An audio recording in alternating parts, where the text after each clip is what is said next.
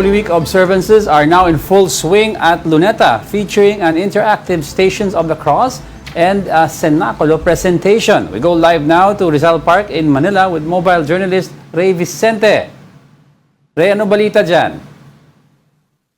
Diego, Angela, magandang umaga.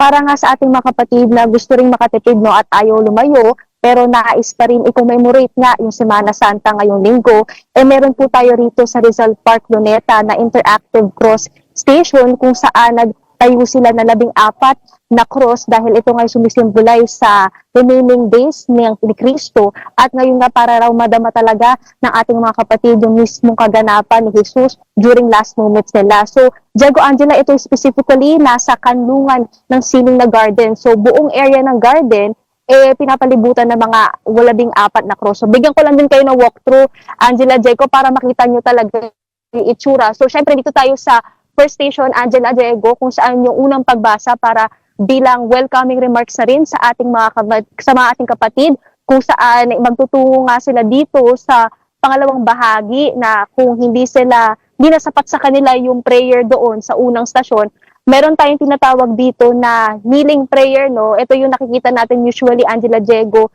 sa mga Catholic churches, kung saan meron tayong nakita sa ating mga kapatid kanina na nananalangin talaga dito, lumuluhod, at meron nga actually tayong nakita kanina na umiiyak, hindi lang natin na-videohan, no? Kung saan masinsin nilang makakausap talaga si Kristo. Meron din tayo rito na ballot box na kung saan pwede silang maglagay na kanilang prayer mula nga ron sa activity 1 kanina, Diego, Angela.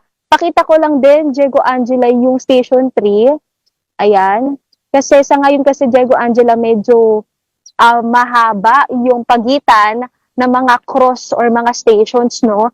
Yan, kung makikita nyo dun sa, ayan, dyan sa harapan natin, may kumbaga mirror. Kasi maliban sa mga pabasa, each station, Angela, Diego, meron tayong mga words of encouragement para makita rin na ating mga kapatid. So kahit medyo malayo yung pagitan ng mga cross, ayan, itong 5, 4, 3, pwede naman maglakad, Diego, Angela, so hindi siya ganun kalayuan, lalo garden to, so yung mga iba nating kapatid, nakikita talaga natin, maliban sa pagbasa, talaga ini-enjoy din nila yung time dito, lalo't hindi naman ganun kainit kasi mahangin din dito dahil napapalibutan ng puno.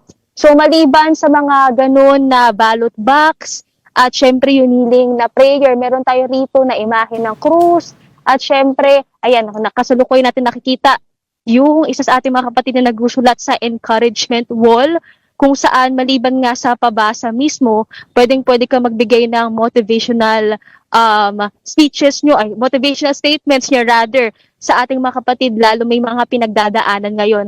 Angela, Diego, banggitin at puntahan lang din natin saglit yung pinupuntahan kanina na ating mga kapatid. Ito, yung mismong pagninilay nila rito kasi kumbaga merong confession room dito or parang tent pala. Ayan, kung hindi sapat yung mga prayers kanina at gusto talaga magkaroon ng masinsin na pakikipag-usap sa Panginoon, ayan, meron tayo dito na merong upuan pati table sa harapan, no?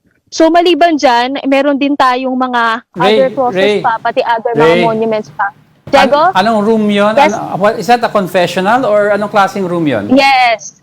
Eto, Diego, self-confession room, silid na pagninilay. Although, so you talk, yes, Diego. okay, self, okay. So wala kang kausap na Yes, pari Diego. dyan? Wala, Diego, no. Tinanong nga natin kanina kung may darating na pare para talaga magkaroon ng masinsin na diskurso kasama dun sa mga kapatid na pupunta dito.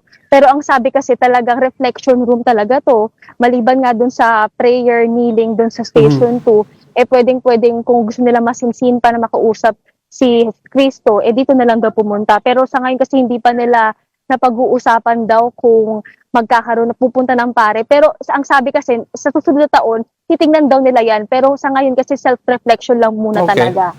Well, sa ngayon, Ray, wala pa akong nakikita na tao na nagdadasal dyan, o ginagamit yan na Stations of the Cross. Pero I was wondering, ito ba ay bukas na sa publiko? Hanggang kailan ito pwedeng puntahan at yung oras na pwede rin nilang puntahan?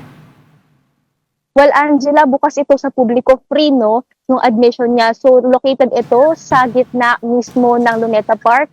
At bukas siya mula 6 a.m. hanggang 6 p.m. Itong mismong garden sa loob ng Luneta Park.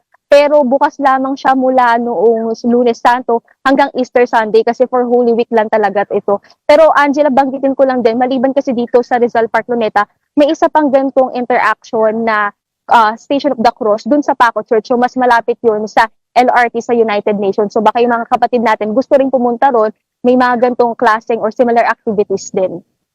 All right, thank you for that, Mobile Journal, Ray Vicente.